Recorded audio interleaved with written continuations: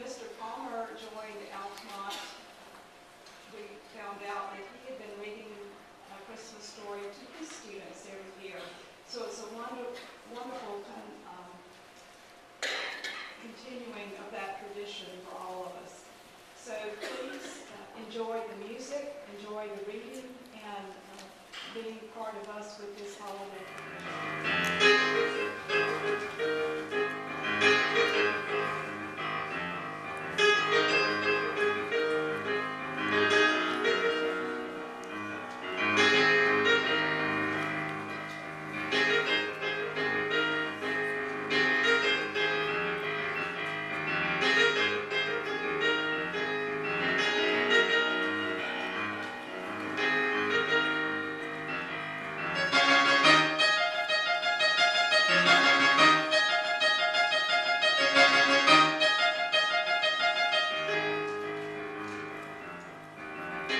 I want to thank you all for coming, and I'm honored to be asked back again to help perpetuate the Altamont tradition here. The first time I heard this story, I was a 4'11" and 3/4 tall freshman at Birmingham University School, and my English teacher was the biggest guy I'd ever seen, Mr. Haynes, and he seemed to me happiest and most in his element when he was reading these stories aloud, such as this, and Christmas Memory and A Rose for Emily. And I think my own love of reading stories to my classes began then. If Mr. Haynes were here now, he'd tell you that the first time he read this story was in a beauty parlor waiting for his mother. And so a little bit of him here. So I don't make it easy on myself. I'm trying to follow him, and then the last guy to sit in this chair was Pat Conroy last week, so, it's asking a lot. But anyway, thanks again for coming. Enjoy this great story. Imagine a morning in late November, a coming of winter morning more than 20 years ago. Consider the kitchen of a spreading old house in a country town. A great black stove is its main feature, but there's also a big round table and a fireplace with 2 rocking chairs placed in front of it. Just today, the fireplace commenced its seasonal roar. A woman with shorn white hair is standing at the kitchen window. She is wearing tennis shoes and a shapeless gray sweater over a summery calico dress. She is small and sprightly, like a bantam hen. But due to a long, youthful illness, her shoulders are pitifully hunched. Her face is remarkable, not unlike Lincoln's, craggy like that, and tinted by sun and wind. It is delicate, too, finely boned, and her eyes are sherry-colored and timid. "Oh, my," she exclaims, her breath smoking the window pane. "It's fruitcake weather." The person to whom she is speaking is myself. I'm 7, she is 60-something. We are cousins, very distant ones, and we have lived together, well, as long as I can remember. Other people inhabit the house, relatives, and though they have power over us and frequently make us cry, we are not, on the whole, too much aware of them. We are each other's best friend. She calls me Buddy, in memory of a boy who was formerly her best friend. The other Buddy died in the 1880s when she was still a child. She is still a child. "I knew it before I got out of bed," she says, turning away from the window with a purposeful excitement in her eyes. "The courthouse bell sounded so cold and clear, and there were no birds singing. They've gone to warmer country. Yes, indeed. Oh, Buddy, stop stuffing biscuit and fetch our buggy. Help me find my hat. We've 30 cakes to bake." It's always the same. A morning arrives in November, and my friend, as though officially inaugurating the Christmas time of year that exhilarates her imagination and fuels the blaze of her heart, announces, "It's fruitcake weather. Fetch our buggy. Help me find my hat." The hat is found. A straw cartwheel corsage with velvet roses out of doors has faded.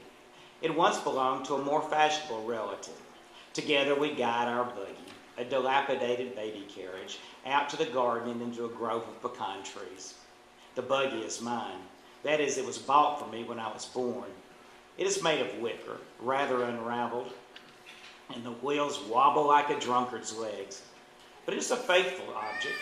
Springtimes we take it to the woods and fill it with flowers, herbs, wild fern for our porch pots. In the summer, we pile it with picnic paraphernalia and sugarcane fishing poles and roll it down to the edge of a creek.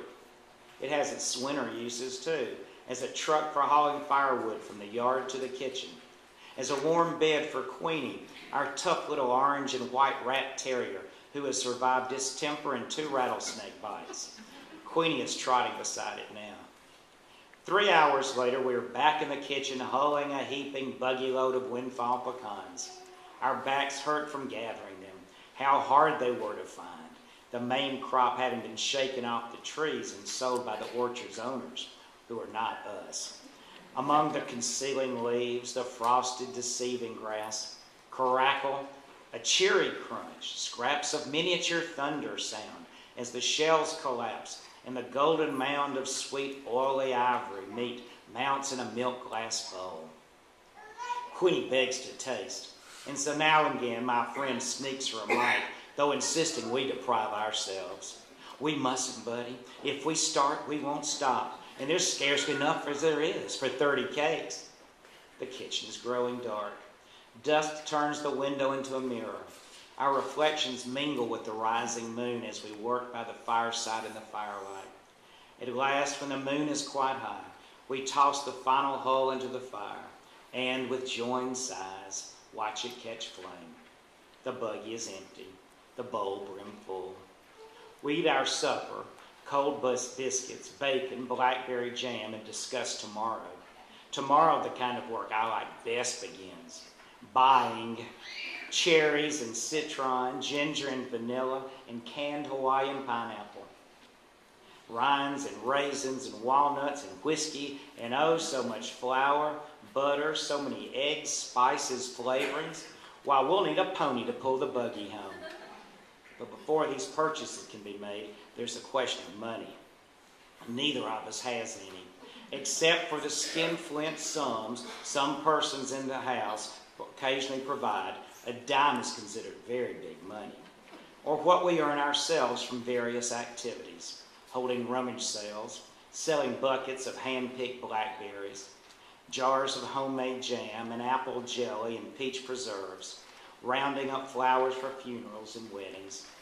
Once we won 79th prize, $5, in a national football contest. Not that we know a full thing about football. It's just that we enter any contest we hear about. At the moment, our hopes are centered on the $50,000 grand prize being offered to name a new brand of coffee. We suggested AM, and after some hesitation, for my friend thought it perhaps sacrilegious, the slogan, AM, Amen.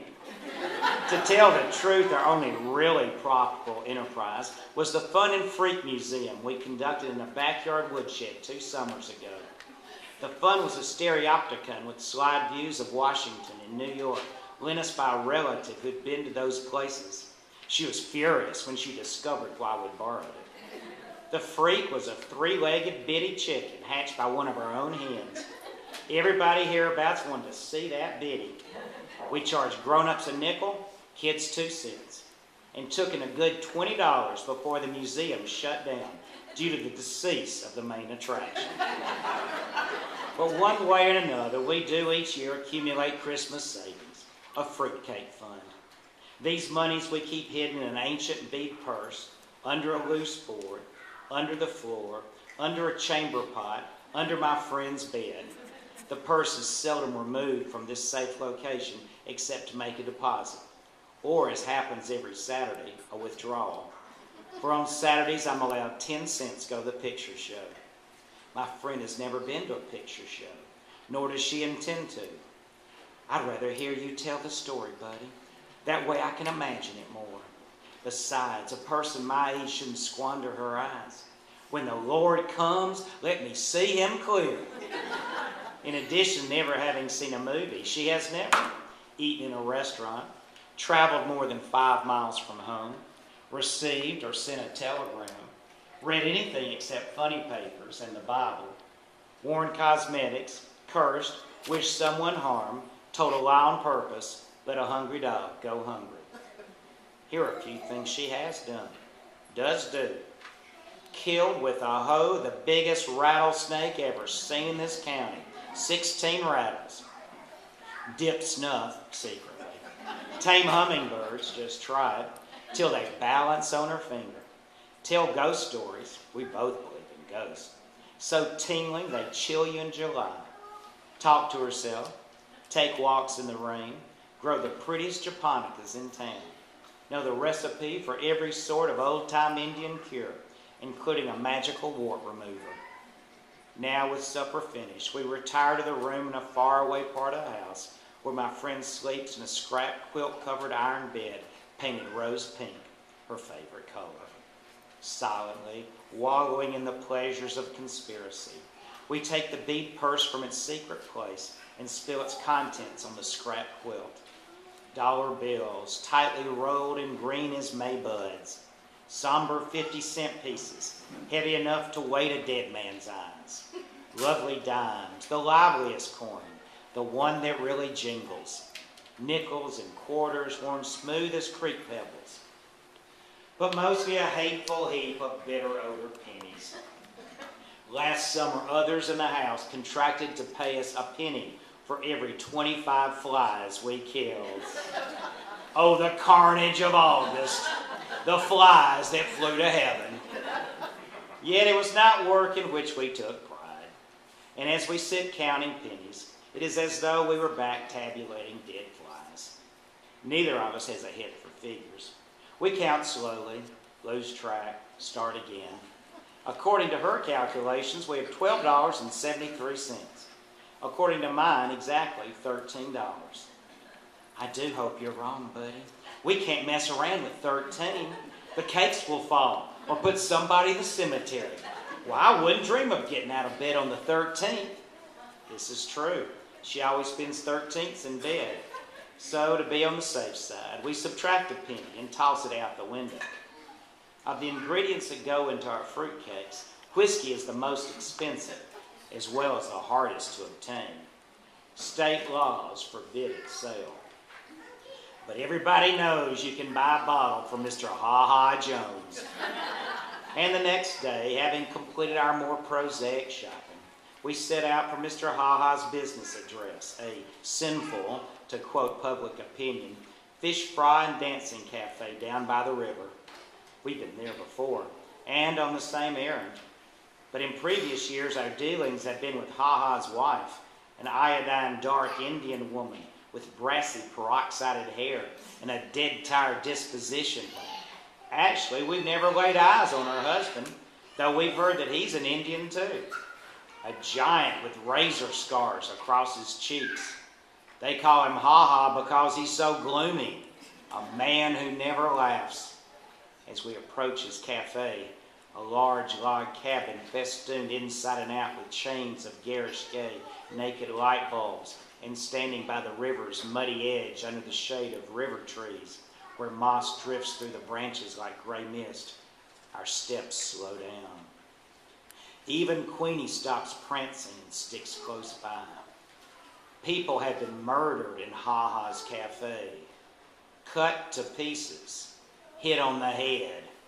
There's a case coming up in court next month. Naturally, these going on happen at night when the colored lights cast crazy patterns in the Victrola wells. In the daytime, Ha-Ha's is shabby and deserted. I knock at the door. Queenie barks. My friend calls. Mrs. Ha-Ha, ma'am. Anyone to home? Footsteps. The door opens. Our hearts overturn. It's Mr. Ha-Ha Jones himself. And he is a giant. He does have scars. He doesn't smile.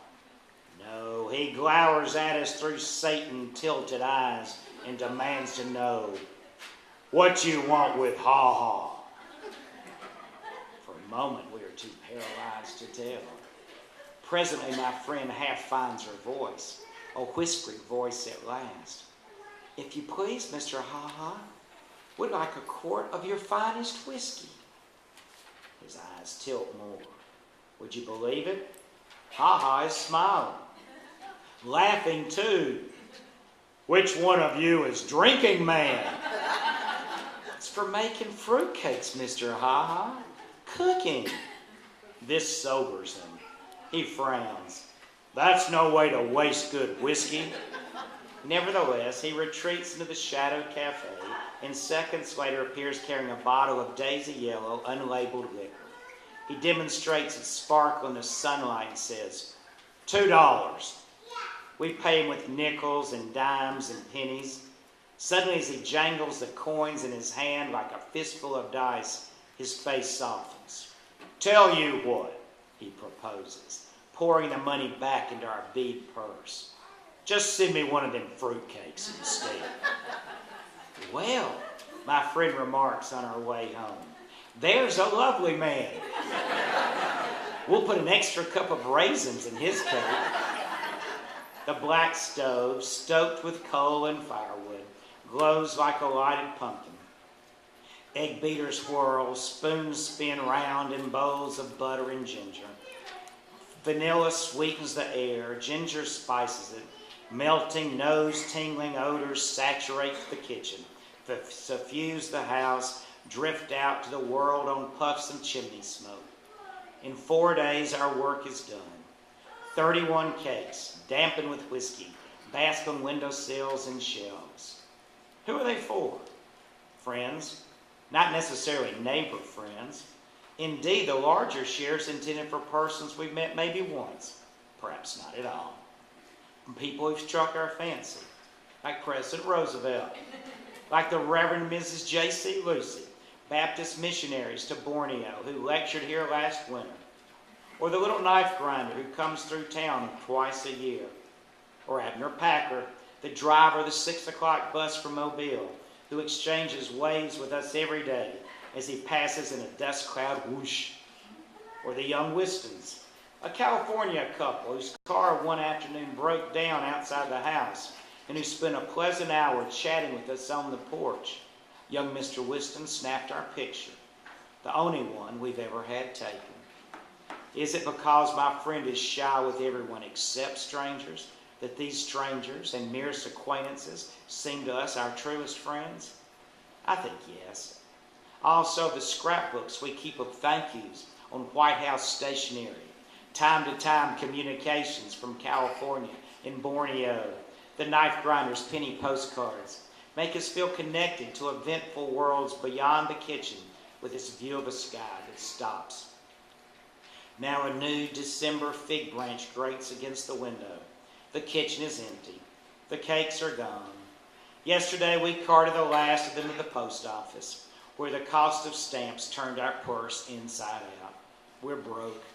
That rather depresses me, but my friend insists on celebrating with 2 inches of whiskey left in Ha-Ha's bottle.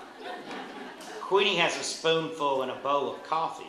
She likes her coffee chicory flavored and strong. The rest we divide between a pair of jelly glasses. We're both quite awed at the prospect of drinking straight whiskey. The taste of it brings screwed up expressions and sour shudders. But by and by we begin to sing, the 2 of us singing different songs simultaneously. I don't know the words to mine, just come on along to the Darktown Strutters Ball. But I can dance. That's what I mean to be, a tap dancer in the movies. My dancing shadow rollicks on the walls. Our voices rock the chinaware. We giggle as if unseen hands are tickling us. Queenie rolls on her back. Her paws plow the air. Something like a grin stretches her black lips. Inside myself, I feel warm and sparky as those crumbling logs, carefree as the wind in the chimney. My friend waltzes round the stove, the hem of her poor calico skirt pinched between her fingers as though it were a party dress. Show me the way to go home, she sings, her tennis shoes squeaking on the floor. Show me the way to go home. Enter 2 relatives. Very angry, potent with eyes that scold, tongues that scald. Listen to what they have to say, the words tumbling together into a wrathful tune. A child of 7, whiskey on his breath. Are you out of your mind? Feeding a child of 7 must be loony, road to ruination. Remember Cousin Kate? Uncle Charlie's brother-in-law, shame, scandal, humiliation, kneel, pray, thank the Lord. Queenie sneaks under the stove. My friend gazes at her shoes. Her chin quivers. She lifts her skirt and blows her nose and runs to her room. Long after the town has gone to sleep and the house is silent, except for the chimings of clocks and the sputter of fading fires, she is weeping into a pillow already as wet as a widow's handkerchief. Don't cry, I say, sitting at the bottom of her bed and shivering despite my flannel nightgown that smells of last winter's cough syrup. Don't cry, I beg, teasing her toes, tickling her feet. You're too old for that. It's because I am too old. Old and funny. Not funny, fun. More fun than anybody. Listen, if you don't stop crying, you'll be so tired tomorrow we can't go cut a tree.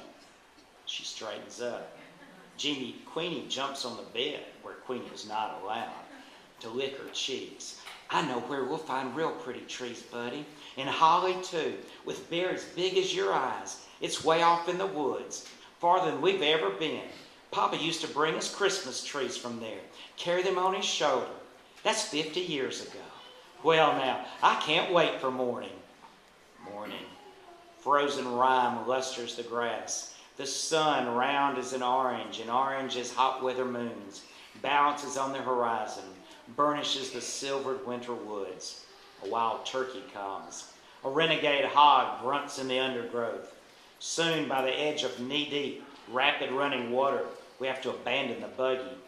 Queenie wades the stream first, paddles across barking complaints of the swiftness of the current, the pneumonia-making coldness of it. We follow, holding our shoes and equipment, a hatchet, a burlap sack above our heads. A mile more of chastising thorns, burrs, and briars that catch at our clothes. Of rusty pine needles brilliant with gaudy fungus and molted feathers. Here, there, a flash, a flutter, an ecstasy of shrillings remind us that not all of the birds have flown south. Always the path unwinds through lemony sun pools and pitch-black vine tunnels. Another creek to cross. A disturbed armada of speckled trout frogs the water around us. And frogs the size of plates practice belly flops. Beaver workmen are building a dam. On the farther shore, Queenie shakes herself and trembles. My friend shivers too, not with cold but enthusiasm. One of her hat's ragged roses sheds a petal as she lifts her head and inhales the pine-heavy air. We're almost there. Can you smell it, buddy? As though we were approaching an ocean. And indeed it is a kind of ocean. Scented acres of holiday trees, prickly-leafed holly, red berries shiny as Chinese bells.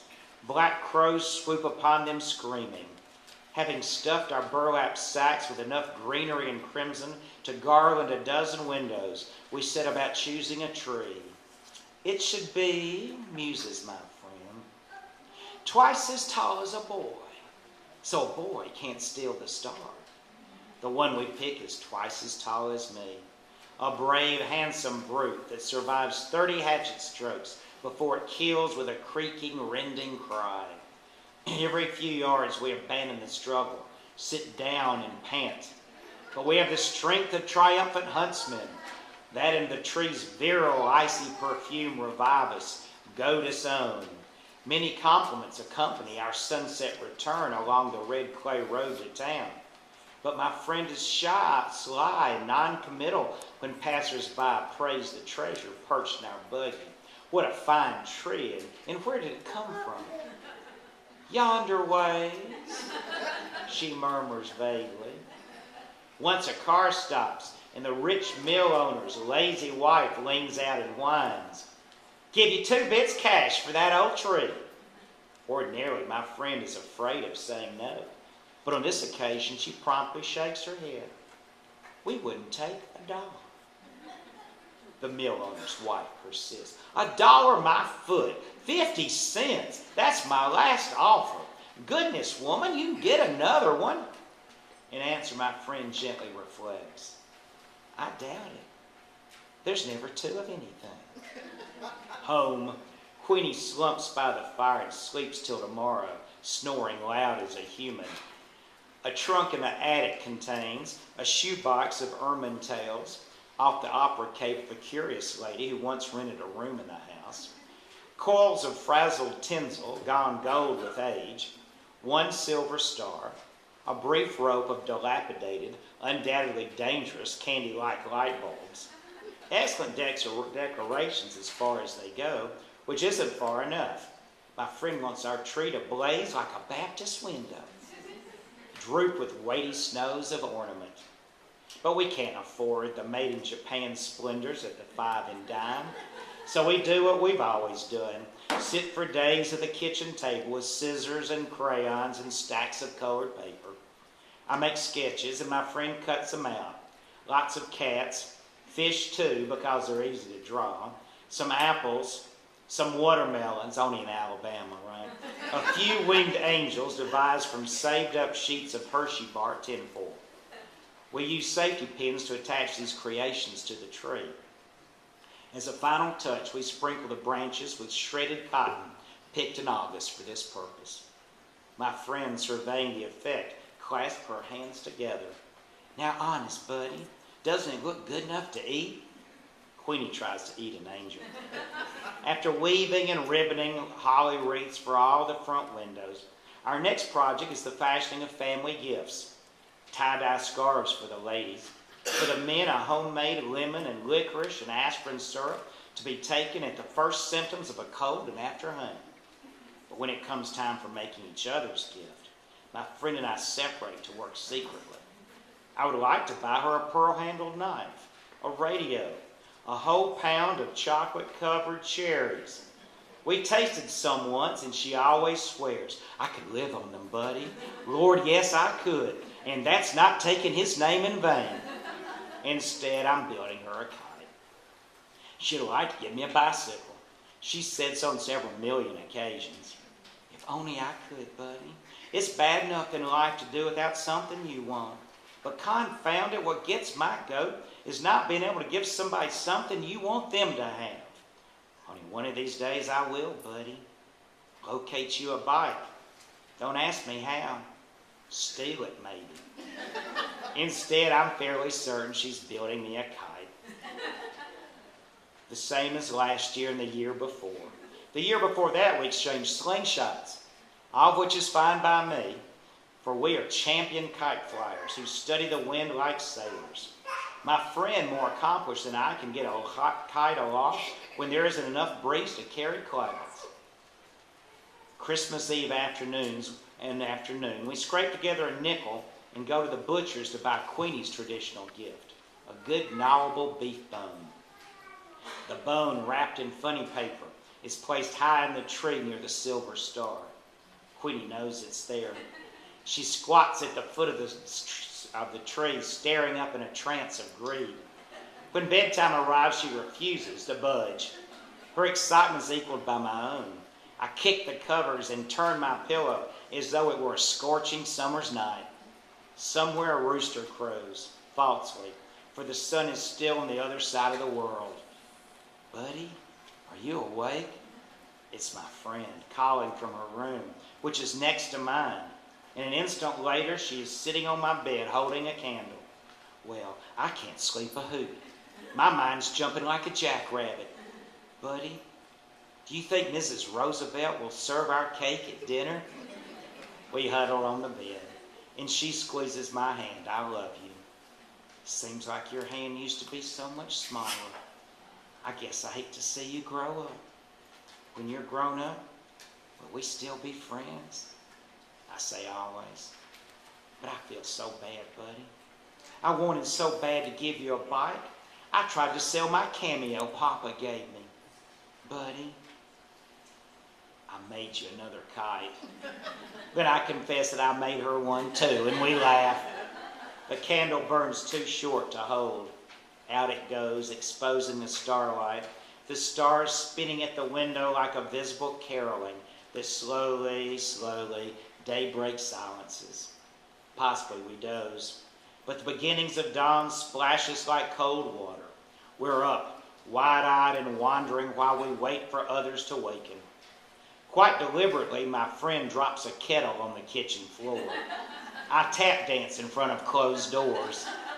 One by one, the household emerges, looking as though they'd like to kill us both. But it's Christmas, so they can't. First, a gorgeous breakfast. Just everything you can imagine, from flapjacks and fried squirrel to hominy grits and honey in the cone, which puts everyone in a good humor except my friend and me. Frankly, we're so impatient to get at the presents, we can't eat a mouthful. Well, I'm disappointed. Who wouldn't be? With socks, a Sunday school shirt, some handkerchiefs, a hand-me-down sweater, and a year's subscription to a religious magazine for children, The Little Shepherd. It makes me boil. It really does. My friend has a better haul. A sack of satsumas, that's her best present. She's proudest, however, of a white wool shawl knitted by her married sister. But she says her favorite gift is the kite I built her.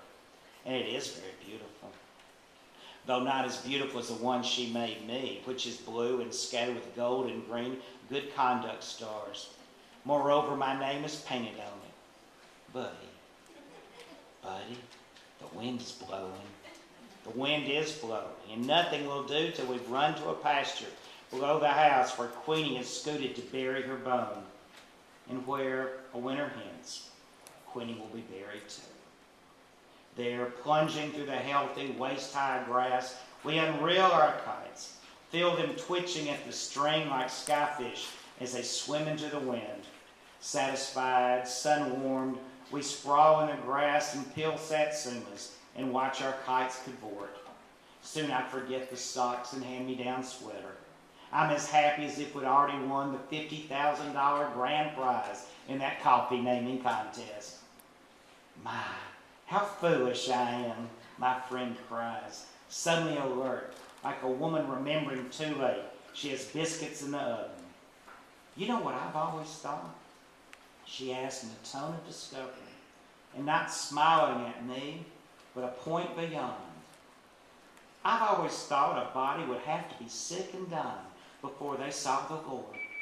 And I imagined that when he came, it'd be like looking at the Baptist window, pretty as colored glass with the sun pouring through, such a shine you don't know it's getting dark. And it's been a comfort to think of that shine taking away all the spooky feeling. But I'll wager it never happens. I'll wager at the very end a body realizes the Lord has already shown himself that things as they are, her hand circles in a gesture that gathers clouds and kites and grass and Queenie pawing earth over her bone. Just what they've always seen was seeing him. As for me, I could leave the world today in my eyes. This is our last Christmas together. Life separates us. Those who know best decide I belong in a military school. And so follows a miserable succession of bugle-blowing prisons, grim reveille-ridden summer camps. I have a new home too, but it doesn't count. Home is where my friend is, and there I never go. And there she remains, puttering around the kitchen, alone with Queenie, then alone. Buddy dear, she writes in her wild, hard-to-read script. Yesterday, Jim Macy's horse kicked Queenie bad. Be thankful she didn't feel much. I wrapped her in a fine linen sheet and rode her in a buggy down to Simpson's pasture, where she can be with all her bones. For a few Novembers, she continues to bake her fruitcake single-handed. Not as many, but some. And of course, she always sends me the best of the batch. Also, in every letter, she encloses a dime wadded in toilet paper. See a picture show and write me the story. But gradually in her letters, she tends to confuse me with her other friend, the buddy who died in the 1880s. More and more 13ths are not the only days she stays in bed. A morning arrives in November, a leafless, birdless coming of winter morning, when she cannot rouse herself to exclaim, "Oh my, it's fruitcake weather." And when that happens, I know it.